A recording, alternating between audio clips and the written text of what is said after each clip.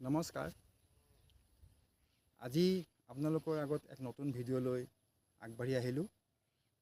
বিষয়টো হৈছে মাছ পালনৰ লগত খুব এক গুৰুত্বপূৰ্ণ বিষয়।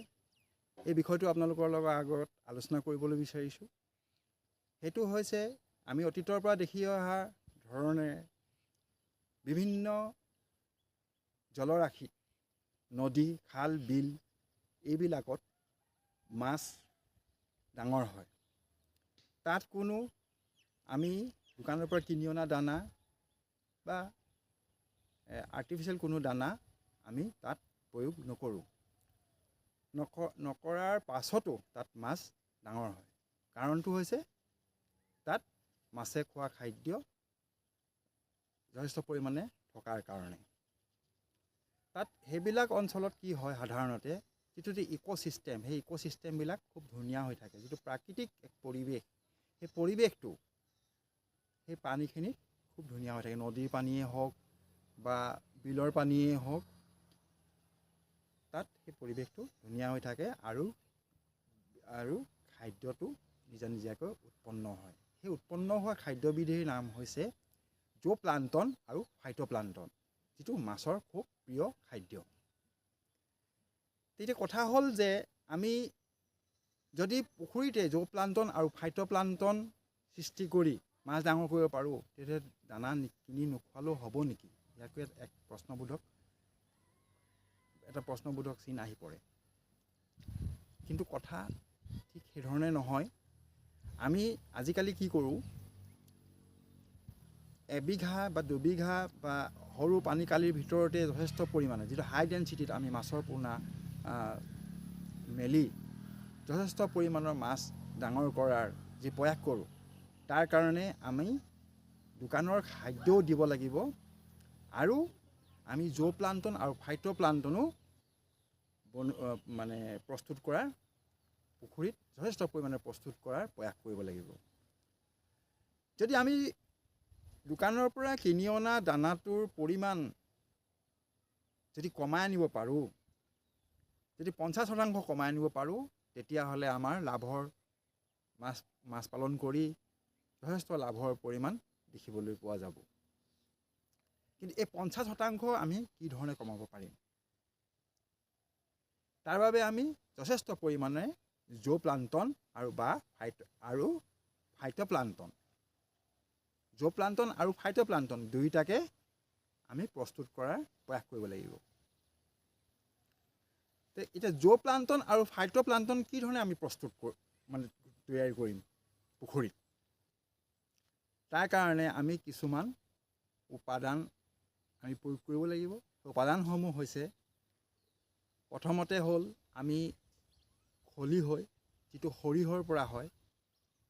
দ্বিতীয়তে হ'ল আটা। আটা বুলি ক'লে আমি চাউলৰ মল হ'লেও হ'ব বা গমৰ গুড়ি হ'লেও হ'ব বা ময়দা,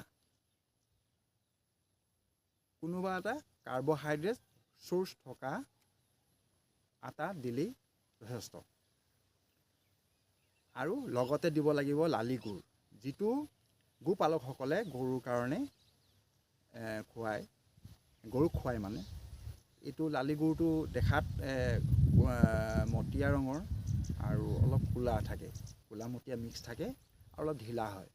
ইয়াৰ দাম আমি মানুহে খোৱা গুড়তকৈ কম। এই তিনিওটা, ইয়াৰ লগতে আহি পৰিলে আপোনাৰ ইউৰিয়া, ৰাসায়নিক সাৰ ইউৰিয়া, ইয়াৰ লগতে দিব লাগিব। এতিয়া আমি প্ৰথমতে কি হ'ল, আটা, গুড় আৰু খলিহৈ, ইউৰিয়া, এই চাৰিটা সামগ্ৰী দি আমি জুপ্লাংটন আৰু ফাইটোপ্লাংটন প্ৰস্তুত কৰিব পাৰোঁ। তো ইয়াৰ প্ৰণালী হৈছে এই ধৰণেৰে। প্ৰথমতে আমি খলিহৈখিনি 24 ঘণ্টাৰ কাৰণে এটা পাত্ৰত তিয়াই থ'ব লাগিব। তাৰ তিওৱাৰ 24 ঘণ্টাৰ পিছতে তাত আটা আৰু আমি খলিহৈ তাত দিব লাগিব। তো আমি খলিহৈ প্ৰথমতে তিয়াব লাগিব 6 কেজি খলিহৈ, 3 কেজি আটা আৰু 1.5 কেজি গুড়, যি লালি গুড়। খলিহৈখিনি তিওৱাৰ 24 ঘণ্টাৰ পিছত আটা আৰু লালি গুড় একেলগে আকৌ 24 ঘণ্টা তিয়াব লাগিব। সৰ্বমুঠ 48 ঘণ্টা হোৱাৰ পিছতে এই মিশ্ৰণটো পুখুৰীত যদি ছিটিয়াই দিয়ে, তেতিয়াহ'লে জু প্লান্টনৰ সংখ্যা অসংখ্য হৈ যাব 3-4 দিনৰ ভিতৰতে। কিন্তু ইয়াৰ লগতে আমাক লাগিব ফাইটোপ্লেংটন। সেইকাৰণে দ্বিতীয়বাৰ প্ৰথম 24 ঘণ্টা তিওৱাৰ পিছত দ্বিতীয়বাৰ যেতিয়া আমি খলিহৈ আৰু এই গুড় আৰু আটা সংমিশ্ৰণ কৰি তিয়াম খলিহৈৰ লগত, তেতিয়াই আমি ইউৰিয়াটো দিয়াৰ চেষ্টা কৰিব লাগিব। ইউৰিয়াটো ইউৰিয়া দিব লাগিব 3 কেজি। দি দিয়াৰ লগে লগে তেতিয়া ফাইটোপ্লেংটনৰ কাৰণে ইয়াৰ খাদ্য প্ৰস্তুত হ'ব। মানে ফাইটোপ্লেংটনৰ খাদ্য তথা ফাইটোপ্লেংটন সৃষ্টি হোৱাত ইয়াত সহায় কৰিব। তো এতিয়া আমি এই যিটো উপাদান যিটো পৰিমাণৰ কোৱা হ'ল, খলিহৈ 6 কেজি, আটা 3 কেজি, গুড় 1.5 কেজি, ইউৰিয়া 3 কেজি।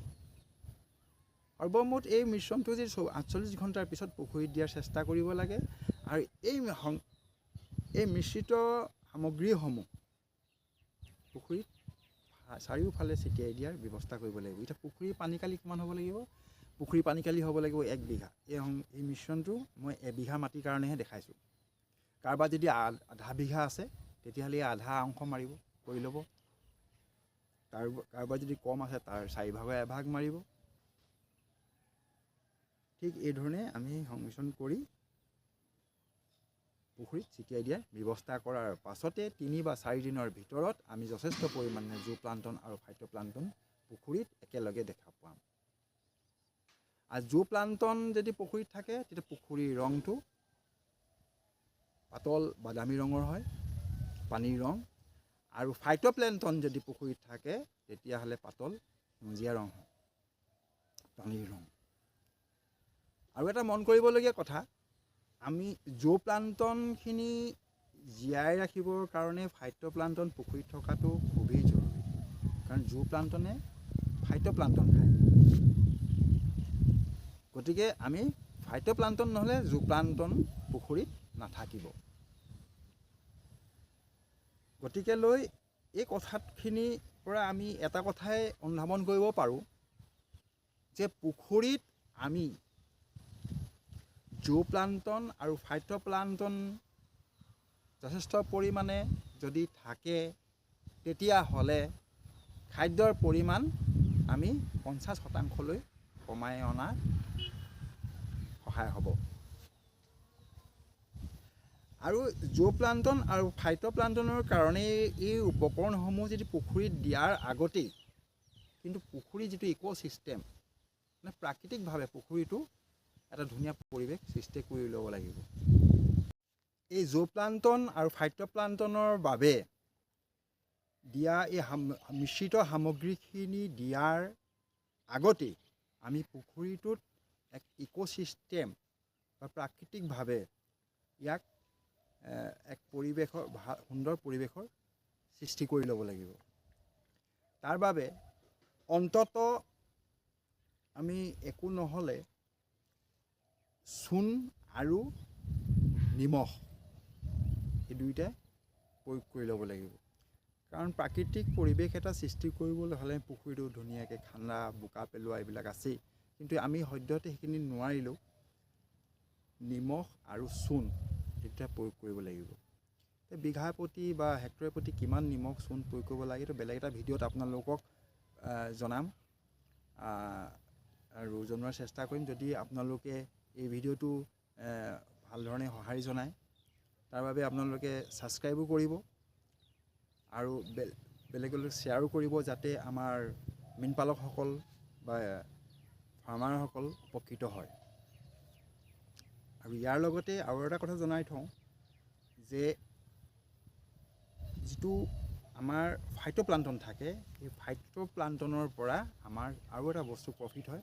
সেইটো হৈছে কি, আমি পুখুৰীত যিটো অক্সিজেনৰ অভাৱ দেখা পাওঁ, সেই অক্সিজেনৰ অভাৱটো ফাইটোপ্লাংটনে দূৰ কৰে। কাৰণ ফাইটোপ্লাংটন হৈছে এটা উদ্ভিদ প্লাৱক মানে আৰু মই এই বিষয়েও আপোনালোকক কম বুলি ভাবি কোৱা নাই এইটো অসমীয়াত ইয়াৰ মই হেৰিটো দিছোঁ অৰ্থটো আপোনালোকে জানে যদিও আকৌ এবাৰ মই কৈ দিছোঁ ফাইটোপ্লাংটন মানে হৈছে উদ্ভিদ প্লাৱক আৰু জুওপ্লাংটন মানে হৈছে জীৱ প্লাৱক তো এতিয়া কি হৈছে যদি ফাইটোপ্লাংটন পুখুৰীত থাকে বা উদ্ভিদ প্লাৱক থাকে তেতিয়াহ'লে আমি কি হয় অক্সিজেনৰ অভাৱটো নেদেখোঁ আৰু ইয়াত থকা যিবিলাক এমনিয়া গেছ এই গেছবিলাকো সিহঁতি শোষণ কৰে বিভিন্ন কাৰণত পুখুৰীত এমনিয়া গেছৰ সৃষ্টি হয় যাতে আমি দিয়া খাদ্যৰ পৰিমাণটো যদি বেছি হৈ যায় সেইবিলাক গেলি পচিও এমনিয়া হয় মাছে যিবিলাক মলমূত্ৰ ত্যাগ কৰে তাৰ পৰা এমনিয়া হয় আমি গোবৰ প্ৰয়োগ কৰোঁ কিবা ৰাসায়নিক সাৰ প্ৰয়োগ কৰোঁ গছৰ পচা পাত এইবিলাকৰ পৰা এমনিয়া হয় এই এমনিয়াবিলাকো ফাইটোপ্লাংটনে শোষণ কৰে আৰু এক মন কৰিবলগীয়া কথা সেই কথাটোৱে হৈছে কি আমি যদি খলিহৈ সংমিশ্ৰণ যিটো ক'লোঁ সেইবিলাক 72 ঘণ্টা নোহোৱাৰ আগতেই পুখুৰীত প্ৰয়োগ কৰিব লাগে আমি 48 ঘণ্টাৰ পিছতে মই সেইকাৰণে কৈ আছিলোঁ যে 48 ঘণ্টাৰ পিছত মানে সেইটো 72 ঘণ্টাৰ চাইকেলত সোমাই যায় অলৰেডি গতিকে লৈ আমি 72 ঘণ্টাৰ পিছত যদি আমি খলিহৈটো প্ৰয়োগ কৰোঁ মাছৰ দানা হিচাপেই হওক বা কিবা হিচাপেই হওক সেই মাছৰ দানাত থকা যিবিলাক প্ৰটিন ভিটামিন সেইবিলাক নষ্ট হৈ যায় আৰু মইতো নাই কোৱা যে খলিহৈখিনি পুখুৰীত পেলাই দিলে কোনো কাম নহ'ব এক ভাল জৈৱিক সাৰত পৰিণত হয় মানে খাদ্যটোৰ গুণাগুণ একো নাথাকে গতিকে আমি ফাইটোপ্লাংটন জুওপ্লাংটনৰ কাৰণে যিটো মিশ্ৰণ তৈয়াৰ কৰিম সেইটো 72 ঘণ্টা নোহোৱাৰ আগতে ঠিক 48 ঘণ্টাৰ পিছতেই আমি দিয়াৰ চেষ্টা কৰিব লাগিব ইয়াকে ক'লোঁ আজি ভিডিঅ'টো ইমানতে সামৰণি মাৰিলোঁ পৰৱৰ্তী ভিডিঅ'ত অতি সোনকালে দেখা পাম আপোনালোক সকলোৱে ভালে থাকক নমস্কাৰ